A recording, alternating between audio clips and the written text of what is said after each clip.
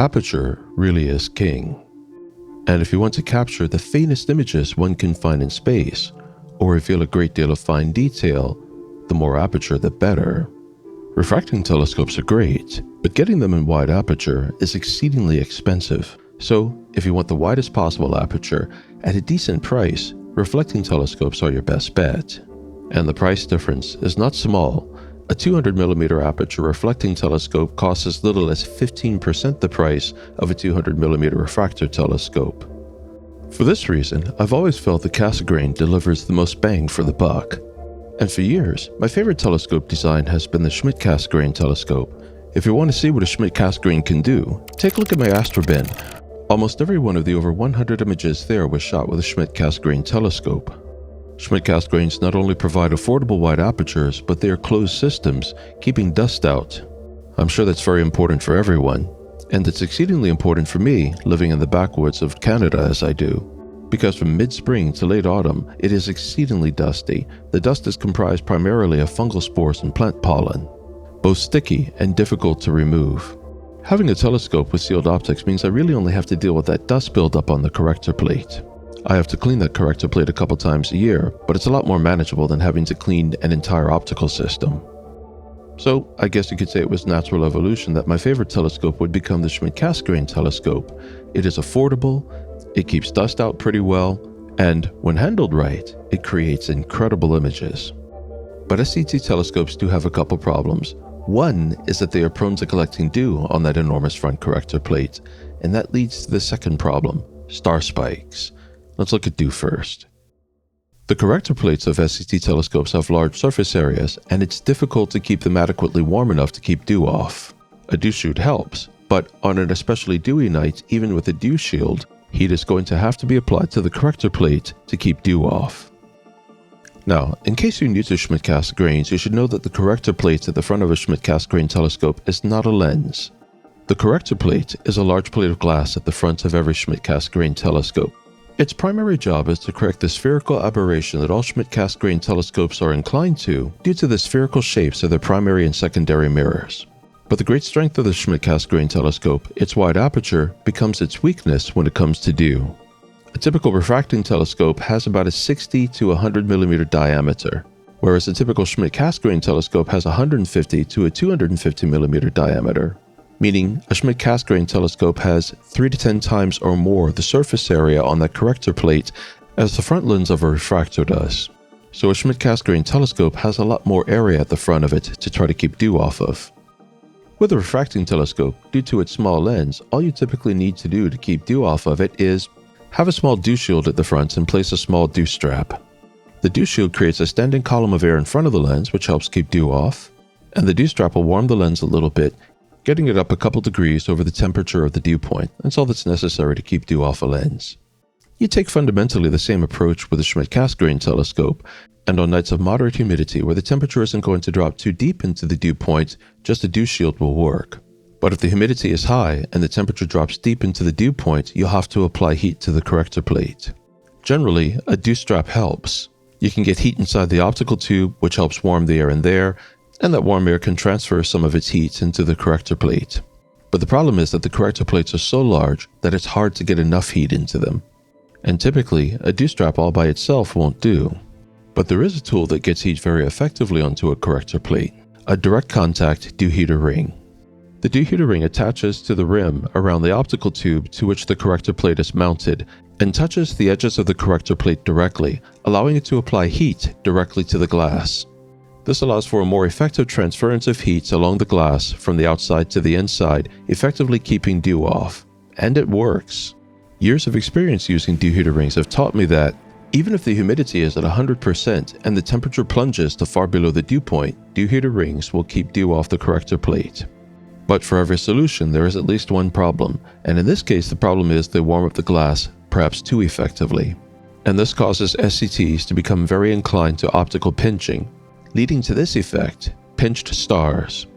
They are images of spikes coming off the stars that look a little bit like the diffraction spikes seen in Newtonian telescopes, But there's a big difference. The diffraction spikes in the stars one sees in Newtonian telescope images are created by the spiders at the front of the telescope. And the spiders are the devices that hold the secondary mirrors of Newtonian telescopes together. Newtonian diffraction spikes are symmetrical, and I find them quite lovely. But the optical pinching spikes seen in SCT telescopes are one-sided, and they make stars look lopsided and unattractive. There's a small area on every dew ring where the power is connected. Right at that point, no heat is applied. The optical pinching spikes align with that point. Now, take a look at this. You'll see that some stars look like they have two spikes, and they generally show up in the brighter stars. This is because during the night, the telescope did a meridian flip. The glass and the optics are now pointed another way. In some very bright stars, you might even see a third or a fourth spike. This just results from how the telescope was angled over the multiple nights in which this image was shot. In the end, the optical pinching spikes want to align with the point at which power connects with the dew ring, because that is the coolest point on the dew ring, and the pinching of the corrector plate happens around it. If this pinched optics effects could be removed, I think Schmidt-Cassegrain telescopes would be hands down the best telescope in the world. And if one day a software creator was inclined to create an application that could effectively remove the effects of pinched optics, I think they would have a product that would make them a fortune. I know I'd buy it, and so would many other owners of Schmidt-Cassegrain telescopes. However, I asked Frank once, who creates the SETI Astro Suite, how difficult it would be to make such an app. He said very, and I can imagine it would be very difficult because the software would have to become very good at determining what is a very fine pinched optic spike versus fine structure of a deep sky object that just might be superimposed by a star. So AI-based applications that would attempt to do this would be more inclined than humans to make mistakes. So in their endless war with dew, many SCT users experience frustrating mornings when they come to discover that the image that they were shooting all night was ruined by pinched optics messing up the stars. But over the years, I've developed several effective strategies to deal with dew and pinched optics in SCTs. Let's talk about them. The first method is straightforward and scientific. Experiments on different types of dew management systems and keep precise notes of the results. As an example, through experimentation, I determined that a single dew heater strap combined with a dew heater ring would allow me to keep dew off the corrector plate any night with or without the dew shield. For me, being able to do this without the dew shield is important. I live near the very top of a mountain, in a stretch of land that sticks a long way out into the ocean, so some nights can get pretty windy. And a dew shield sitting on a telescope makes a big wind sail which can introduce vibration into the entire system. The best nights for astrophotography occur when there is no wind, and then I can use the entire system, the dew shield along with the dew heater ring and the dew strap. But I need to know how the dew heater strap and dew ring will perform with and without the dew shield so that I can be prepared for any wind state. Over the last couple of years, I've kept copious notes on both conditions, noting the minimal power to apply to the dew heater strap and dew ring given the humidity conditions both with and without the dew shield. It takes time to accumulate the information, but it's worth it in the long run because with any dew heater strap and or dew ring, your goal should always be to use the minimum amounts of power. You only have to raise the temperature of the frontal optics a couple degrees above the dew point temperature in order to keep dew off the front optics. But if you raise the temperature too much, you can warp the frontal optics, which can introduce pinched optics and other undesirable effects in any telescope. So you just want to raise the temperature enough to keep dew off and no more. This is an example of the notes I've compiled from my system over the last couple years. It's the home screen on the mini PC at the observatory. And if the nights are too windy for the dew shield, then I just reduce 10 from the humidity ratings. In other words, if it's too windy for the dew shield, the instructions for humidity under 80% become humidity under 70%. The instructions for humidity under 90% become humidity under 80%.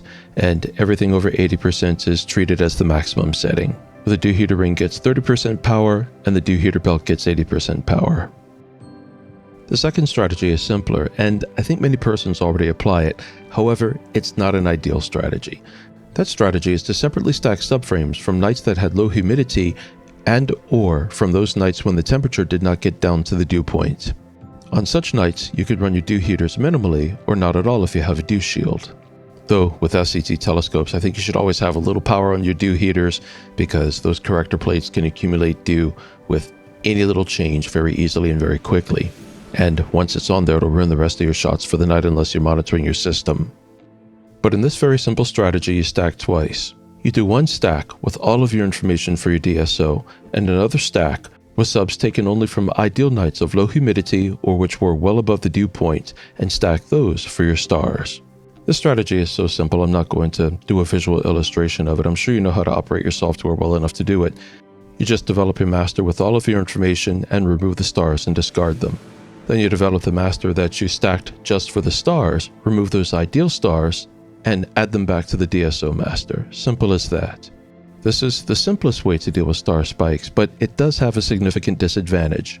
It will produce star plates with less integration, meaning that fainter stars may not show up at all. That may or may not mean something to you. If you want every last possible star visible in your image to show up in the final image, then you're not going to want to use this method. However, if you don't care if the DSO is the star of the show, or it only matters to you if the brighter and mid-bright stars get into the image, then this method is going to work just fine for you. The final strategy involves digital correction. And to do this one, you're going to need a layer-based photo editor. It could be something like Affinity or GIMP or Photoshop, but you're going to need some kind of layer-based photo editor and one that can do frequency separation. To illustrate how to go about digital correction to address pinched optic spikes, I'm going to use a little bit of information that I shot a couple of weeks ago of NGC 4535. It was a pretty terrible night for astrophotography. The wind was blowing 15 to 25 kilometers per hour, which was way too strong to have the dew shield on the telescope. And the humidity was over 90% while the temperature plunged to well below the dew point. So with no dew shield on the telescope, I had to run the dew ring at 30%. The dew strap, the part that goes around the optical tube assembly, will not cause pinched optics no matter what. It's only the dew ring that causes that. And anytime I have to push the dew ring over 20%, it begins to cause pinched optics. And by 30%, which I have to do in the very worst conditions like that night, it will absolutely 100% of the time cause substantial pinched optics, which we can see here in this image. I'll just take you on a tour of them. As you can see, they're all over the place. Note that pinched optics don't really affect soft or faint objects all that much. Pinched optics really only affects bright, fine points, which are bright stars. Technically it affects all the stars, but the spikes are pretty faint, so they won't show on fainter stars. Still, there's enough integration time here for them to show up easily on the brighter stars. But with a layer-based photo editor, we can mitigate their effects. We cannot 100% remove their effects, but we can reduce it a great deal so that it barely affects the image. The first thing I'm going to do is rasterize the image and then frequency separate it. Rasterization changes the image format so that it can be digitally manipulated in intrinsic ways, and frequency separation will separate the light and color components from the detail component. This is the light and color. As you can see, it's blurry, and this is the detail component, a lot of refined information, but without much brightness or color. When you put them together, you get a whole image. The reason I've separated the low and high frequency components is the spikes are fine lines of detail, making them high frequency artifacts. So I'm only going to remove the spikes from the high frequency information. This will leave the low frequency information untouched, making corrections less likely to cause artifacts and aberrations. Now, we're going to use the in-painting tool in Affinity to remove the spikes. The in-painting tool examines whatever you paint over, assumes that you don't want that there, and creates an average assessment from all the background and replaces what was there with the average of the background.